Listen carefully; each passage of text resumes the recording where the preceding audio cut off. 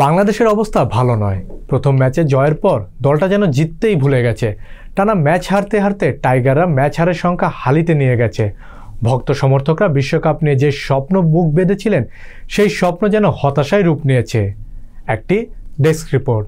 বাংলাদেশ প্রতিবার বিশ্বমঞ্চে যাওয়ার আগে বড় বড় স্বপ্ন পুঁজি করে নিয়ে যায়, কিন্তু এই স্বপ্ন টাইগাররা ভেঙে চুরমার করে দেন মাঠে খেলতে নামলেই।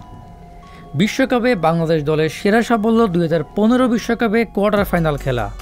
এবারের বিশ্বকাপের মূল মঞ্চে নামার আগে টাইগাররা আইসিসি সুপার লিগের পয়েন্ট টেবিলে 3 নম্বরে ছিল। ভারত বিশ্বকাপ শুরুর আগে দলের অবস্থান বিবেচনায় বাংলাদেশি সমর্থকরা আশায় বুক বেঁধেছিল টাইগাররা এবার ভালো কিছু করবে। তবে ময়দানে লড়াইয়ে নেমে টাইগারদের হতশ্রী পারফরম্যান্সে হতাশ ভক্তরা। বিশ্বকাপের সবথেকে প্রত্যাশার জায়গাটা ছিল এই দলে বাংলাদেশের যুব বিশ্বকাপ জয়ী 4 ক্রিকেটারদের নিয়ে, যাদের হাত ধরে বিশ্বমঞ্চে ভালো কিছু করবে সাকিব আল হাসানের দল। কিন্তু যুব বিশ্বকাপ জয়ীরা যে যখন সুযোগ পেয়েছে দলকে শুধু হতাশাই দিয়েছেন।